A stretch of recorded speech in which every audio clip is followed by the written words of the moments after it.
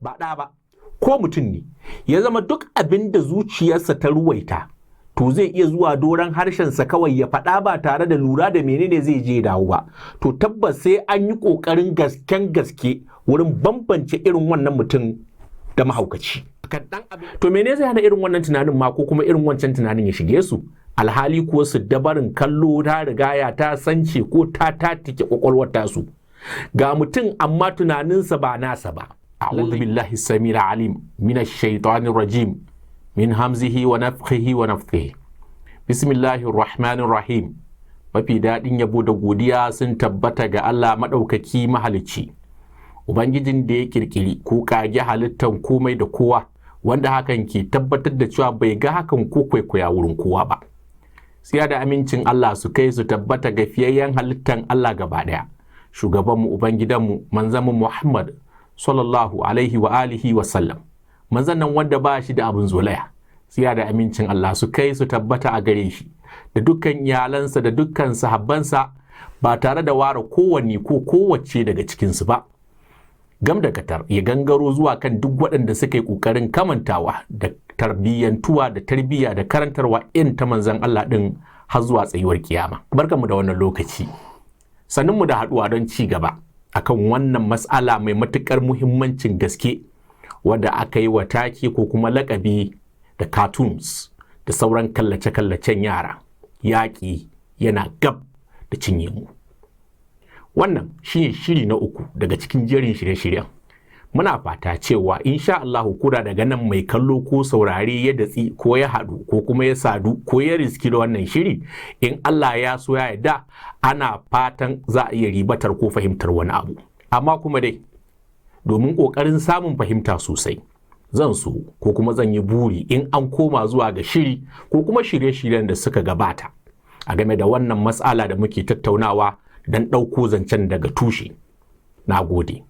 A shirin da ya gabaci wannan, mun yada zango ne a bayanin da ke nuna cewa irin cewa ɗabi'ar ɗan adam ko kuma ɗabi'a mai kallo na sallamawa abin da ya burge shi cikin kallon da kuma ƙoƙarin yin koyi da jarumansa, musamman irin jaruman da yake kallo. Har muka kawo misalan sunayen wasu daga cikin cartoons da suka yi matuƙar tashi a wasu 'yan shekaru da suka wuce ko kuma aka yayin su, ko ma in ce har zuwa yanzu ana yayin su, musamman ga masu sha'awar ƙara kallo ko kuma waɗanda daman ba su riga sun kalla ɗin ba. Daga cikin irin dubun dubatan fina-finan cartoons waɗanda Ubangiji Allah kaɗai ne ya san yawan adadinsu waɗanda aka riga aka gudanar ko kuma aka yi ko ma har yanzu ake yi.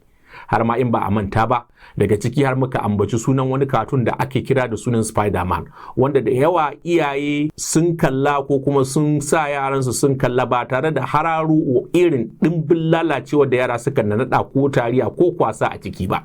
Wasu ma tare da iyayen aka zauna aka kalla. A kowane irin shiri na katun ko shirin yara, to akwai wani abu ko kuma wata ɗabi'a ko da guda ɗaya ce tak waɗanda ake fata yaran za su iya haɗiya ko kuma ƙarfafa musu gwiwa domin su ya kuma ƙarfafa musu zuciya akan wata ɗabi'a da sun riga suka taɓa haɗiya a cikin wani shiri da suka taɓa kallo ko kuma suka taɓa shaƙa. Su dama masu shirya irin wannan shirye-shirye suna da wannan dasisar ko tunanin na yaɗa irin wannan manufa a cikin zuciyarsu, kuma shine aikin da suke yi. Yawwa, mu ɗauki misalin Spider-Man ɗin a daidai nan ko shi kaɗai kawai. Kuma mu gane cewa da muka ce za mu yi misali da shi, to muna nufin ne tun farko a fahimci irin yadda ƙauna mai ƙarfi da tsananin gaske kan shiga tsakanin jarumin gangan ɗin na fim, wato na katun ɗin kenan, da kuma shi yaron da ke kallonsa wadda ke sha'awansa, wato irin abin da sukan ce shi yaron ya zama fan ɗin jarumin kenan. Asalin Spider-Man ɗin can zubin wasan kwaikwayo ne da aka yi majiki ko fim ɗinsa na mutanen gaske, ba wai na zane-zane ba, shi asalin na farkon. Wato dai kamar sauran fuma-fumai. Daga baya ne aka zo aka yi na zane-zanen katun. Labarin wani matashi ne mai suna Peter Parker da wai suka je ziyara irin ta ɗalibai wata cibiyar adanawa da bincike ta kimiyyar dabbobi ko kuma halittu, wato excursion. A wurin ne wani hatsabibin girgizo ya cije shi, wanda a hankali bayan shi Peter ya koma gida sai zazzabin ciwon ya kama shi, amma bayan wani lokaci sai ya gyagije ya watsake. Har alamu suka fara bayyana a gare shi cewa zai iya yin wasu abubuwa na gagara da ban mamaki a dalilin haɗuwan ƙwayan halittansa da kuma ƙwayan halittan wancan girgizo. Wato zai iya makalewa a jikin gini ko ya iya tafiya a makal abinsa. A takaice dai ya zama Spider-Man, wato mai ɗabi'un gizo-gizo. Kuma a matsayi na Spider-Man, shi kanshi wannan Peter ɗin ya yi abubuwan ban mamaki masu yawa da burgewa. To wannan shirin ne suka juya shi kuma zuwa tsari irin na cartoon, wanda yaran da ba su kalli wancan fim ɗin ba suka samu irin nasu suka karkashe kwarkwatan ido. Su ma aka cusa ko aka isar musu da saƙon da aka cusa waɗanda suka kalli wancan fim ɗin na asali. Saboda haka, a tunani irin na yara masoya, sai da yawa daga cikinsu suka yi ta ɗauka cewa su ma hakan tana iya kasancewa a gare su. To mene zai hana irin wannan tunanin ma ko kuma irin wancan tunanin ya shige su? Alhali kuwa su dabarin kallo ta rigaya ta sance ko ta tatike kwakwalwar tasu. Ga mutum amma tunaninsa ba nasa ba. Lallai wannan abu ne mai matuƙa da kuma girman illa. Musamman ma irin waɗannan lokuta namu da muke ciki, kuma musamman ma ga yaran da ba su iya bambancewa a hakika tsakanin damansu da hagunsu game da abin da yake na daidai ko kuma kuskure.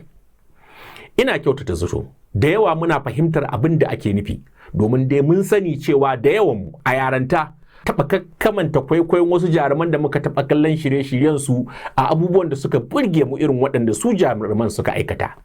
Har ma na tuna wani ƙaramin ƙaninmu da ya hau kan wani tsauni da ke bayan garinmu ya durƙo, ai sai goyo shi aka yi aka dawo mana da shi cikin gari domin a gyara kafan. Lallai ne a samar da abubuwa masu kyan gaske masu muhimmanci ma waɗanda suke yaran nan za su rika kwaikwaya ko suna ɗauka suna koyi daga gare su.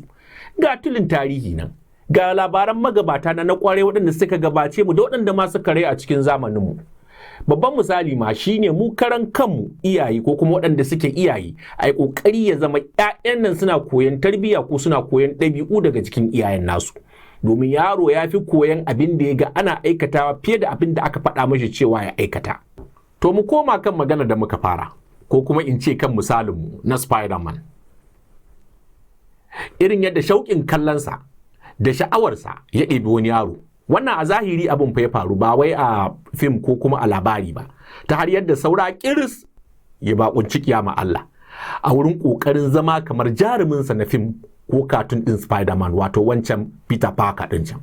Abin tausayi, kamar ɗabi'ar sauran yara, wancan yaro ya ɗauka abin da yake kallo da gaske ne, domin ai hankalinsa bai kai ya iya tantancewa ko bambance masa abin da yake daidai da wanda ba daidai ba. Wanda kuma wannan yana ɗaya daga cikin dalilan da suka sanya ake son ko kuma ake ƙoƙarin hana yara ƙananan yawan kallace-kallace na cartoons, amma fa a wurin masu hankali, domin zai zo ɗan ya daɗe bai iya bambance abin da yake mai yiwuwa da wanda ba iya yiwuwa. Wancan lamari da na yaro mai kallon Spider-Man ko kwaikwayon Spider-Man wanda aka ce ya kusa shekawa barzahu ya faru ne a yankin Vicholoma na ƙasar Bolivia, inda shi yaron ɗan ƙasa ko kuma misalin shekara 8 ya samu wani girgiza mai tsananin dafin gaske wanda ake cewa Black Widow. Ya tunsasa wa girgizan, ya matsa mashi lamba sai da ya cije shi. Babban burinsa shine zama kamar jaruminsa Spider-Man. Bayan wasu 'yan sa'o'i da yin ciza ne fa, sai jiki ya rikici kuma ya fara jin sauyin raɗaɗi. Ya ɗauka irin cewa abinda ta kasance wa jarabinsa ne wancan Peter Parker a cikin katun shi ma za ta kasance a gare shi, wato yana gab da cimma burinsa. Har sai da Allah ya kaddara manyansa suka lura da sawarwarin tsiyar da ya jefa kansa a ciki tukuna, sannan aka runtuma da shi zuwa asibitin Hospital General San Juan de Dios da ke garin Oruro. Jami'an lafiya ba su yi ƙasa a gwiwa ba don girman lamarin. Ƙarƙashin ƙwararren likita ko kuma ƙarƙashin jami'i da ake cewa Ernesto Vasquez, wanda shine shugaban Zoonotic Diseases Program, wato shirin da ke kula da cututtukan da ɗan adam ke iya ɗauka daga jikin dabbobi. Allah Ubangiji ya sa aka dace aka yi wa yaron maganin mugun dafi irin wanda ya dace, har Allah ya kaddara cewa yaron na da sauran shan ruwa a gaba. Allah Ubangiji ya cece shi. Wannan musiba ta faru ne a sanadin kallon fim ɗin Spider-Man. Don ba dole ne kwakwalwar shi wancan yaro ba a matakinta a na wannan shekaru na sai iya bambance masa abubuwan da ke iya yiwa a mafi yawanci da kuma abubuwan da ba za su iya fahimtu ba za su iya yiwa ba. Kuma ga wata tambaya, abubuwa ko ɗabi'u nawa ne waɗanda yaran da ke kallon cartoons ko sauran kallace-kallace suka koya ko kuma suka runguma ko suke siffantuwa da su, waɗanda ma iyaye ko masu tarbiyyansu ba su lura ko kuma ba su ankare ba cewa 'ya'yan suna aikatawa. wasu abubuwan da yawa haka suka koya 'ya'yan da muke gani ko kuma suke aikata ba tare da an san suna aikatawa ba, har wasu su ma su zo su saba har su zama musu jiki har ma su girma ko su goge a cikin al'aikata su miyagun kuma abubuwan gaske. Haka nan dai kuma a ƙasar Bolivia din aka samu wasu yaran su kuma su uku masu kiwon dabbobi, ɗaya ɗan shekara 8, ɗaya ɗan shekara 10, ɗaya ɗan shekara 12, amma can yankin Chayanta tsakiyar garin ƙasar Bolivia suka aikata irin na wancan yaro. A ƙarshe dai sai da aka yi yawon asibitoci har guda 2 ba a dace ba, sai da aka ƙarshe aka je asibitin yara na La Paz inda aka samu ko kuma Allah ya taimaki aka samo ceto rayuwarsu. An sallame su ranar 20 ga watan Mayun shekara ta 2020 ga mai bukatan bincikawa. Su ma duk a ƙoƙarin fa zama Spider-Man ɗin nan. Waɗannan misalai ne kawai. Allah kaɗai ya san adadin makamantan hakan da suka faru ko kuma suke faruwa a cikin dukkan sasannin duniya ɗin nan da muke ciki. Akwai yiwuwa ma, akwai yaran da suka mutu ba a sani ba, ko kuma ba a gane cewa irin dalilai ko makamantan dalilan da suka faru ba da su kenan har suka mutu. Kila sun kwaikwayi irin fim ɗin Spider-Man ko kuma sun kwaikwayi makamantan fim irin na Spider-Man da sauransu. Kila wasu miyagun ɗabi'u da ba a zato waɗanda yake sun yi sanadin halaka su. Tabbas irin waɗancan yara ko waɗannan yara a shirye suke su aikata komai ma don koyi, hatta dukkan miyagun ɗabi'u. Wato dai a zahiri an ci mu da yaƙi irin na ƙwaƙwalwa. Tun kafin wani ko wasu daga cikin 'yan uwa musulmi ko mutanen mu su ce ai ina kallon cartoons ban ga irin wayannan abubuwan da ake faɗa ba, ko kuma aka ji irin wayannan gidadawan masu tsatsauran ra'ayi, ko kuma wani ko wasu su datsi maganar su ce ai babu wata hujja. Na ce a cikin bayanan da za su rika tahowa yanzu za mu haɗa da ɗan tsakuro mana wasu misalai daga cikin cartoons mabambanta domin ganewa idanuwanmu ko jiwa kunnuwanmu zahirin abin da ke faruwa. ɗan uwa jama'ar annabi Muhammad sallallahu alaihi wa alihi wa sallam, a cikin bayanan da ke bi za mu kamanta rarrabe ko ware wasu daga cikin muhimmai ko ginshiƙan illoli ko cutarwa da cartoons ɗin ko yawan kallace-kallace ke yi wa tushen addininmu ko tarbiyyar al'ummu. Kuma tabbas akwai yiwuwar in karatu ya gito ko ya biyo ta kan wata matsala to za mu bi mu bankaɗo don a ƙara gane irin abin da kan haifar in aka ƙyale ba a yi ƙoƙarin gyarawa ba. Su ma misalan da za mu riƙa ƙoƙarin kawowa ɗin mun yi ƙoƙarin zaɓo masu ɗan dama-daman ƙazanta ne, wato bisa taka tsantsan don kawai babbar manufarmu babbar buƙatan ita ce kawai ta gane. In muka fara da na farko sai mu ce kallon cartoon yana ɗaya daga cikin manyan hanyoyi da ke koyar da ta'addanci. It only takes one bullet. You ain't got the nerve. Try me.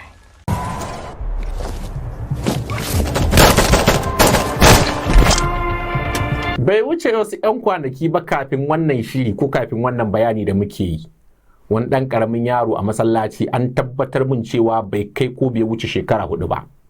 An yadda da sallah, ina zaune na hango wannan yana ƙoƙarin zai tsallaka zai gudu, sai ya rike shi sai ya ɗan zaunar da shi domin gudun kada ya tsallaka wa mutane sallah, kamar da yadda ɗabi'an mu kenan na tarbiyyantar da 'ya'yanmu. Daman ɗaya daga cikin dalilin ko albarkan zuwa da yara masallaci domin su rika koya ko su rika karanta ko su rika ganin yadda ake gudanar da al'amura a cikin masallaci. Rike wannan yaro da yayi yana zaunar da shi sai ya kalli injiniyan cikin ɓacin rai. Me yasa zai rike shi ko kuma me yasa zai hana shi cimma burin abin da shi yake so ko ya niyan cimma buri ko kuma cin niyan aikatawa. Yaron nan sai ya kyafe hannunsa, ya kyalla hannunsa guda ɗaya, wato ya yi siffan bindiga da shi.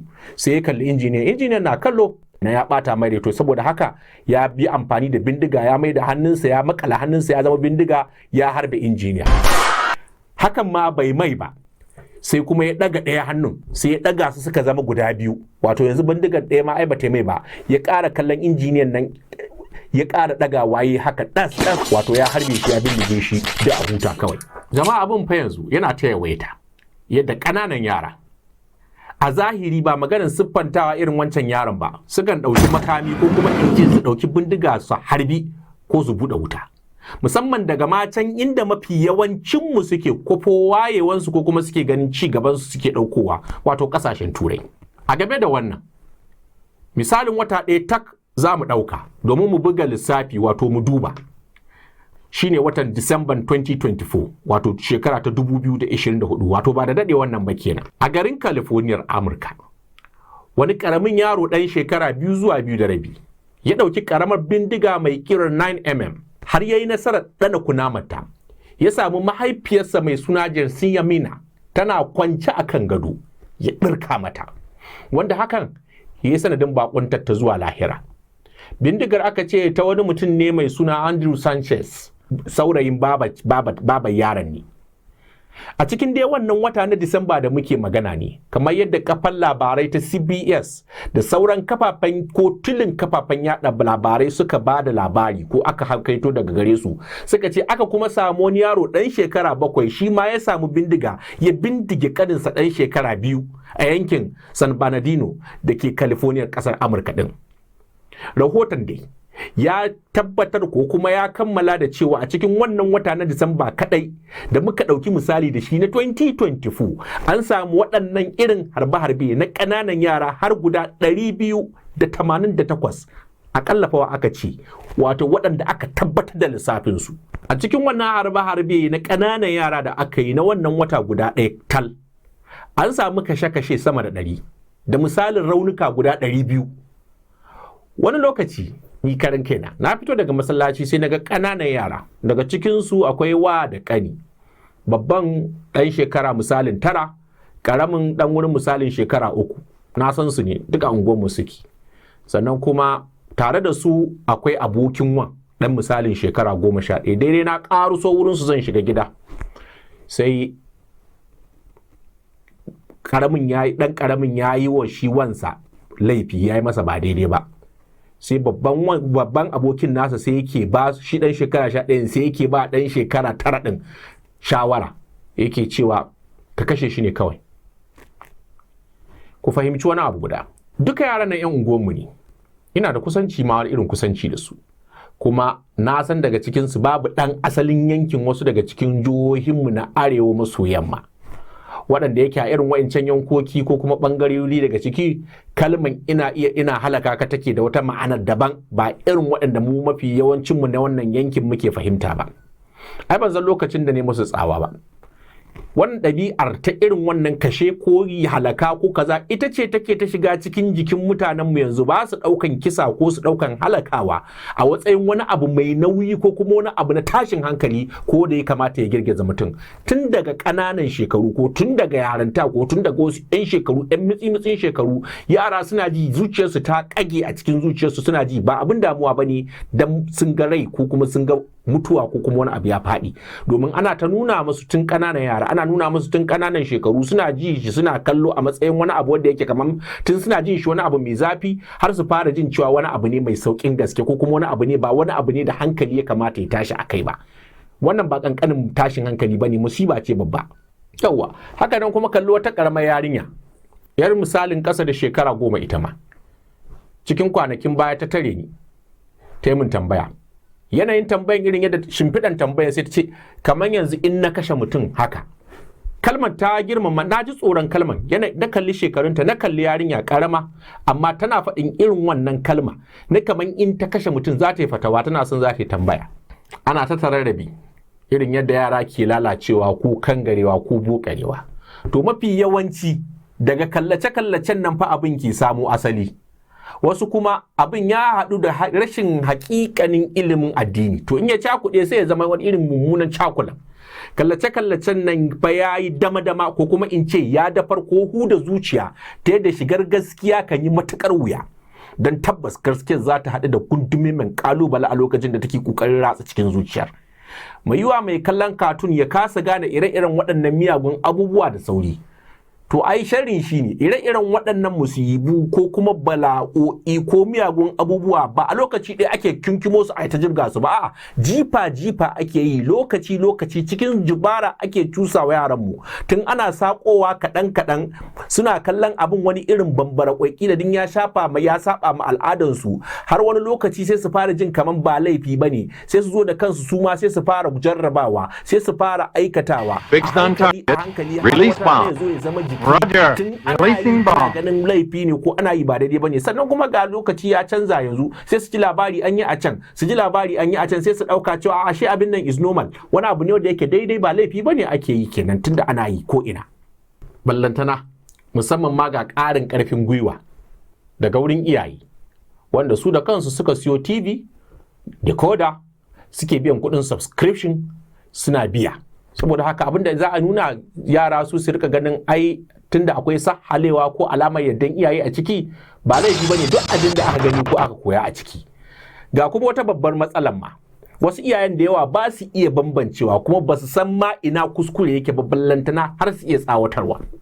A zahiri wasu iyaye sun dai balaga ne kawai suka yi aure ko kuma aka yi musu aure ko kuma ma suka haɗu suka haifi 'ya'yan, amma babu wanda ke iya tada wani. Ma'ana wasu da yawa suna zama su kallon ma ba su san ina illa take ba. To irin wannan mafi alkhairi ba gara a kiyaye ko a bari ba kawai a haƙura da a tafiya a kai ana koya ko kuma ana baka iya bambance baka iya gane ina mugun abu ko ɓanna take shigowa cikin gidanka ko take shiga cikin iyalinka kai karan kanka. Amma dai ko menene kada a manta kowane irin mataki ne na ilimi ko rashin ilimi mutum yake, in dai har musulmi ne to kada a manta cewa mafi yawancin dukkan komai na musulunci akwai tsari. Mu ba mutanen duniya zalla bane, a mutanen duniya da lahira ne. Tunda dai waɗancan shedanu sun gane cewa ba mu damu ba mu lura ba mu ankarewa saboda sakaci irin namu. Saboda haka kowane irin iskanci sai a yi shi a cikin katun ko kuma shirin yara sai a kawo shi sai a yi amfani da shi domin mallake amintaccen zuciya irin ta yaranmu. Wannan kenan. Mummunar tarbiyya ta gaba da cartoons ke ba da jibgegiya ko gundumemiyar gudunmuwa wurin ginawa a cikin yayanmu ita ce abu na biyu da za mu yi magana, wato yadda ake yi koya musu yin amfani da miyagun kalmomi na rashin tarbiyya waɗanda suka hada da zage-zage da batsa da makamantansu. Shin ba ku jin takaicin irin yadda yara da matasa musamman na yau har ma da wasu mutanen yanzu abin ya zama yayi ba su jin kunyar zagin kowa ko karyata shi kai tsaye ko dankara masa magana komai mutuncinsa ko shekarunsa akan koda al'amarin da bai taka kara ya karya ba? Muna kuka da korafin cewa 'ya'yanmu suna koyon zage-zage, sata, miyagun ɗabi'u, miyagun halaye, a mafi yawanci ma muna ɗaura alhaki ko muna ɗaukan alhakin 'ya'yan wasu da cewa suke koyawa yaran namu.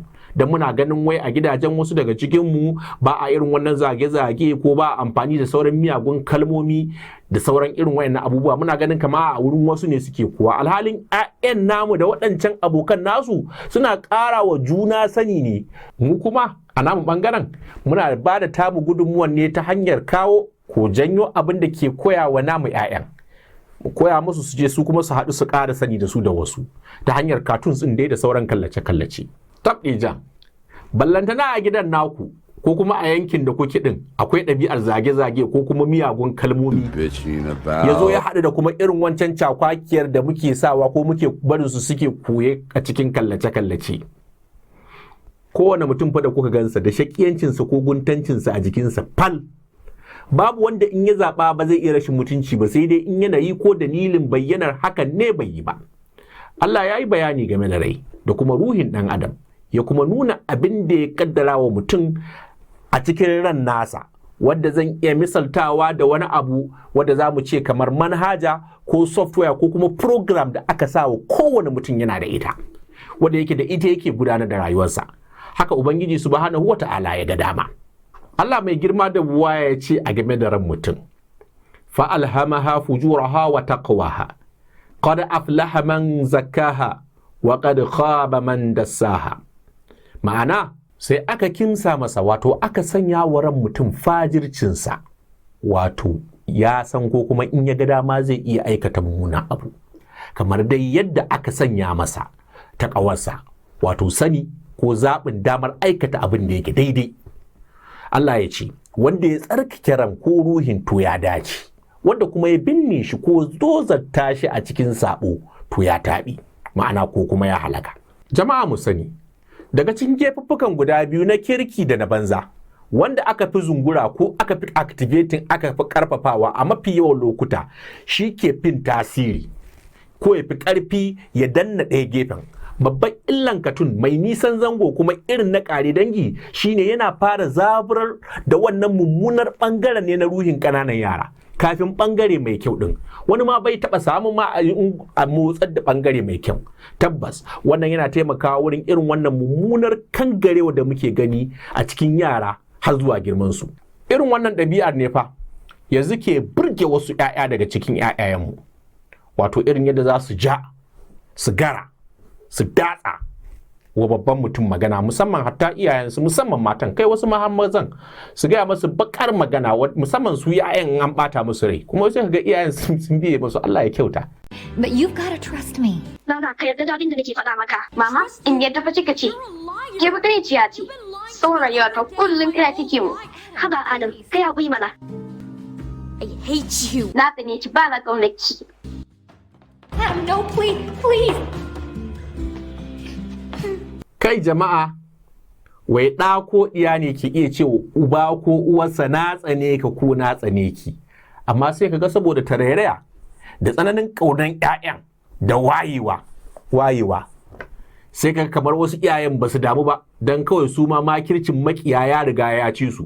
Kuma shaidancin kallace-kallacen nan ne ya nuna masu cewa hakan ba matsala ba ne. Sannan kuma dai, in har waɗancan yara za su faɗa haka ga iyayen da suka haife su, to ina ga sauran mutanen gari. Ba fa labari ba ne, wannan yanzu yana faruwa cikin al'ummanmu gadan-gadan. Wai, a yaro ya bayyana abin da ke cikin zuciyarsa ne a daidai lokacin, kuma wai a ra'ayin irin waɗancan mutanen ƙasƙantattu fa. Wai ai ba a hana mutum bayyana ra'ayinsa, ba za a hana yaro faɗar ra'ayinsa ba, an ɓata masa rai, ai dole shi ma mutum ne yana da daman ya nuna an ɓata masa rai. Amma tir da irin wannan ra'ayi, kuma duk lokacin da mutum ya zama duk abin da zuciyarsa ta kintata zai iya faɗa, ɗa ya zama duk abin da zuciyarsa ta faɗa, to dole sai an yi bayani mai gamsarwa wurin bambance shi da mahaukaci. Ba ɗa ba, ko mutum ne ya zama duk abin da zuciyarsa ta ruwaita, to zai iya zuwa doron harshensa kawai ya faɗa ba tare da lura da menene zai je dawo ba. To tabbas sai an yi ƙoƙarin gasken gaske wurin bambance irin wannan mutum da mahaukaci. Kan ɗan abin da bai taka kara ya karya ba, sai ƙarami ya ɗuɗɗurawa babba a shari'a, ballantana tsararsa ko kuma wanda yake ƙasa da shi. Komai fa yanzu kalma, duk magana da za a yi fa komai yanzu sai kaji mutum ya yi zagi, sai ya faɗi wata mummunan magana. 'Yan uwa masu albarka, a daidai nan za mu ɗan dakata, za mu ɗora shiri na gaba insha Allahu. Amma kafin nan, kuma a daidai lokacin da nake muku fatan samun yardan Allah mai girma da buwaya, nake cewa na gode don lokacinku, kuma Allah huta gajiya. Wassalamu alaikum wa rahmatullahi wa barakatuh. Wa subhanakallahumma wa bihamdik ashhadu an la ilaha illa anta astaghfiruka wa atubu ilayk.